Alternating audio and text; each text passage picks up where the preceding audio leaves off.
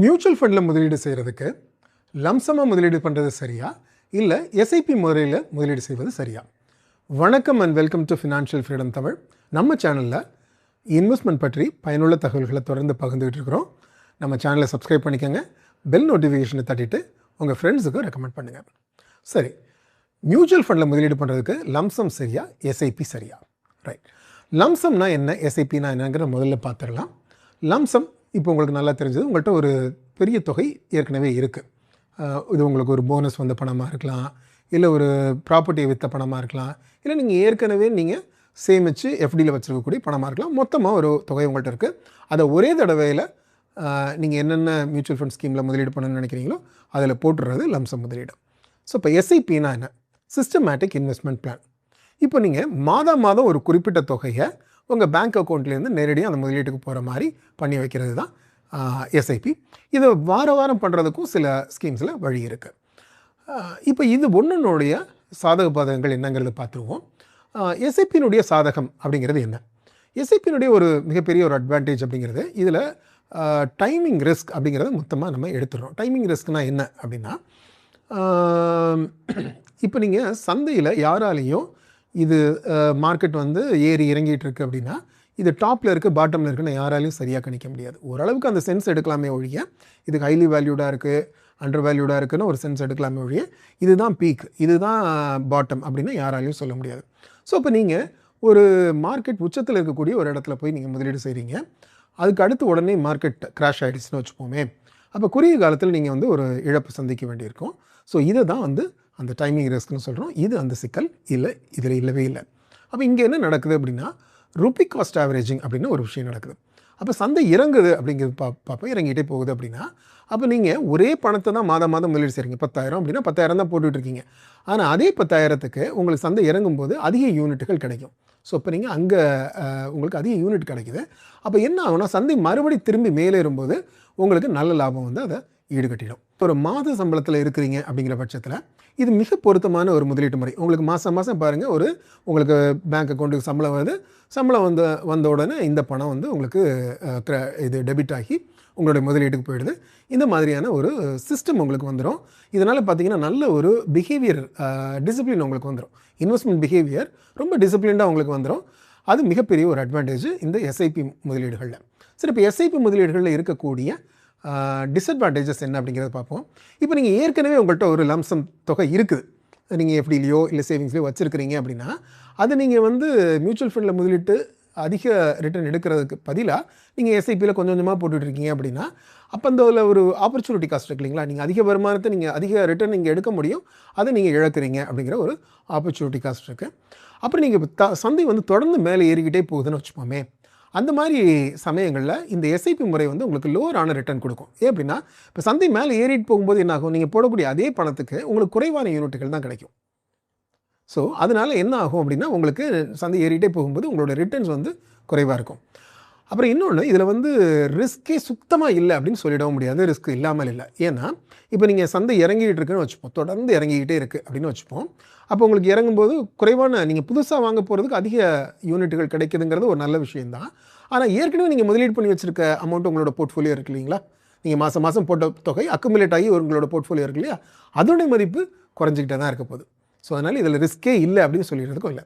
சரி, இதுக்கு பதிலாக நம்ம லம்சம் முறையினுடைய சாதக பாதகங்களை பார்ப்போம். லம்சமில் இருக்கக்கூடிய மிகப்பெரிய ஒரு அட்வான்டேஜ் அப்படிங்கிறது, it gives longer time in the market. அதாவது உங்களுடைய முதலீடு அதிக நேரம் கிடைக்கும்போது தான் அது வந்து காம்பவுண்ட் ஆகும்.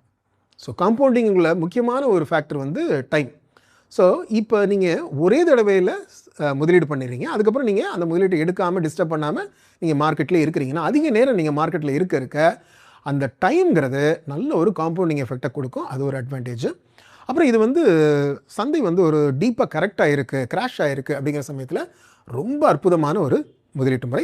இது எல்லாத்துக்கும் மேலே இது வந்து ஒரு சிம்பிள், லைக்னா ஒரு சிங்கிள் ஷாட்டில் நீங்கள் போட்டு அடுத்த வேலையை பார்க்க போயிடுறீங்க. இதெல்லாம் இதில் இருக்கக்கூடிய அட்வான்டேஜஸ். டிஸ்அட்வான்டேஜஸ்ன்னு பார்த்தீங்கன்னா, எக்ஸ்ட்ரீம்லி ஹை டைமிங் ரிஸ்க். அதாவது இப்போ நம்ம முதலீடு பண்ணுற நேரம் சந்தை உச்சத்தில் இருக்குன்னு வச்சுப்போம். அப்போ அதுலேருந்து ஒரு கிராஷ் வருது, அதுலேருந்து ஒரு கரெக்ஷன் வருது அப்படின்னா, குறுகிய காலத்தில் பார்த்திங்கன்னா நம்ம ஒரு இழப்பை சந்திக்கிற மாதிரி இருக்கும். அது மிகப்பெரிய ஒரு ரிஸ்க்கு. அப்புறம் இது வந்து உண்மையிலே வந்து இது உங்களோட எமோஷ்னல் ஸ்ட்ரென்த்தை வந்து இது சோதிச்சு பார்க்கணும் வைங்களேன். ஏன்னா அந்த மாதிரி ஒரு சம்பவம் நடக்குது, நீங்கள் கிராஷ் பண்ணிங்கன்னா அது ஒன்றும் இல்லை. அது நீண்ட கால முதலீட்டாளராக நீங்கள் இருக்கிற பட்சத்தில் அது வந்து ரெக்கவர் ஆகிடும். அதுக்கு மேலே உங்களோட முதலீடு வளர்ந்துட்டு போகும். ஆனால் குறுகிய காலத்தில் உங்களுக்கு வந்து கடுமையான ஒரு மன உளைச்சல் இருக்கும். அது வந்து இது வந்து ஒரு என்ன சொல்கிறது, ஒரு பிகினிங் ஸ்டேஜில் உள்ள இன்வெஸ்டர்ஸ்க்கானது இது இல்லை இந்த முதலீட்டு முறை. சரி, இப்போ இதெல்லாம் இருக்கட்டும், சாதக பாதகங்களை பார்த்தோம். ஒரே கேள்வி, நான் வந்து சந்தையில் முதலீடு பண்ணுறதுங்கிறது ரிட்டர்னுக்காக வர்றேன், எதில் அதிக ரிட்டர்ன் வரும் அப்படின்னு ஒரு கேள்வி கேட்டிங்கன்னா கண்டிப்பாக லம்சம் முதலீட்டில் தான் அதிக ரிட்டர்ன் வரும். Simple mathematics. ஏன்னா இதில் தான் உங்களுக்கு அதிக டைம் கிடைக்கிது. மார்க்கெட்டில் உங்களுடைய முதலீடு ஒரு மொத்த தொகையாக அதிக நேரம் காம்பவுண்ட் ஆகிறது கிடைக்கக்கூடியது லம்சம் முதலீட்டில் தான். ஸோ அதனால் அகெயின் அஃப்கோர்ஸ் இதில் வந்து ஒரு டிபெண்டன்சி இருக்குது. நீங்கள் சந்தை வந்து லோவாக இருக்கும்போது நீங்கள் முதலீடு பண்ணியிருந்தீங்கன்னா இது இன்னுமே பெட்டராக இருக்கும். ஸோ லம்சம் முதலீடு நல்ல ரிட்டர்ன் கொடுக்கும். ஆனால் எஸ்ஐபி முதலீடு அப்படிங்கிறது வந்து உங்களுக்கு வந்து ஒரு நல்ல ஒரு இன்வெஸ்ட்மெண்ட் பிஹேவியரில் நல்ல ஒரு டிசிப்ளினை கொடுக்கும். நீங்கள் தொடர்ந்து விடாமல் அதை செய்வீங்க, அது உங்களுக்கு எளிதானதாக இருக்கும் அப்படிங்கிறது தான்.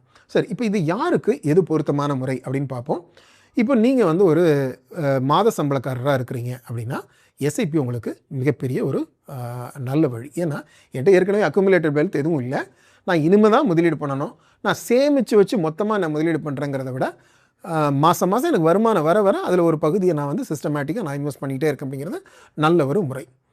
அது ஒரு நல்ல ஒரு டிசிப்ளின். அப்புறம் இது வந்து நான் வந்து ஒரு என்னால் வந்து ரொம்ப ஏற்ற இருக்கேன், சந்தையில் இருக்கக்கூடிய வாலட்டிலிட்டிலாம் என்னால் தாங்க முடியாது, அந்த அளவுக்குலாம் எனக்கு ஒரு எமோஷனல் ஸ்ட்ரென்த் இல்லை அப்படின்னு சொல்லவராக இருக்கலாம். இல்லை நீங்கள் வந்து முதலீட்டுக்கே ரொம்ப புதியவராக இருக்கலாம். இந்த மாதிரியான சமயங்கள்லாம் எஸ்ஐபி சரியானது. அப்புறம் முக்கியமாக இப்போ சந்தை வந்து ஆல்ரெடி மார்க்கெட்டில் இருக்க எல்லா ஸ்டாக்கோடைய வேல்யூவேஷனும் எக்ஸ்பென்சிவாக இருக்குது அப்படின்னு வச்சுப்போமே, அந்த சமயத்தில் போய் நம்ம லம்சம் போடுறது மிக மிக ஆபத்தான ஒன்று. ஏன்னா கரெக்ஷன் இஸ் டியூ அப்படிங்கிற சமயத்தில். ஸோ அந்த மாதிரியான இடங்களில் இந்த எஸ்ஐபி முறை மிக சரியானதாக இருக்கும். சரி, லம்சம் இன்வெஸ்ட்மெண்ட் எப்போ சரியானதாக இருக்கும்? இப்போ ஏற்கனவே உங்கள்கிட்ட ஒரு மிகப்பெரிய ஒரு அக்குமுலேட்டட் வெல்த் இருக்குது. ஸோ நம்ம ஏற்கனவே பேசுகிற மாதிரி உங்கள்கிட்ட ஒரு போனஸ் பணம் வந்திருக்கு, இல்லை ஒரு ப்ராப்பர்ட்டியை விற்று ஒரு பணம் வந்திருக்குது, இல்லை நான் வந்து எனக்கு பரம்பரை சொத்து இன்ஹெரிட்டன்ஸ் வந்தது, இல்லை இப்போ ஆல்ரெடி நான் வந்து சேமித்து வச்ச பணம் எஃப்டியில் நிறையா இருக்குது, இந்த மாதிரி ஒரு இது இருக்குன்னா அந்த சமயங்களில் இது பொருத்தமானதாக இருக்கலாம். அப்புறம் மிக முக்கியமாக மார்க்கெட் இப்போ வந்து கரெக்டாக இருக்குது, வேல்யூவேஷன்ஸ் ரொம்ப ரீசனபிளாக இருக்குது அப்படிங்கிற சமயம்.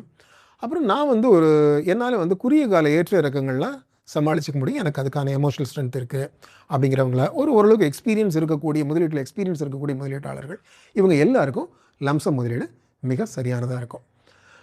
இப்போது இது இப்படி தான் அப்படின்னு நம்ம வந்து ஒரு பிளாக் அண்ட் ஒயிட்டாகவும் பார்க்க தேவையில்லை. ரெண்டுக்கும் இடையில நம்ம ஒரு வழியை எடுக்க முடியும், ஒரு ஹைப்ரிட் அப்ரோச் எடுக்க முடியும். இப்போ உங்கள்கிட்ட ஒரு 10 லட்ச ரூபா பணம் இருக்குது அப்படின்னா அது ஒரு மார்க்கெட்டும் ஓரளவுக்கு ரீசனபிளி ப்ரைஸ்டாக இருக்குது அப்படின்னு நீங்கள் நினைக்கிறீங்க. இல்லை சில சமயங்களில் நம்மளால் முடிவெடுக்க முடியாது. இப்போ குறிப்பாக நம்ம இன்றைக்கி இருக்கிற நிலைமையை பேசுவோமே, சந்தைங்கிறது எங்கே போகும் அப்படிங்கிறது தெரியாது. ஈரான் யூஎஸ் வார் முடிஞ்சால் மேலே போகலாம், இல்லை நிறைய எக்கனாமிக் ப்ரெஷர்ஸ் இருக்குது அதனால் சந்தை கீழே போகலாம்.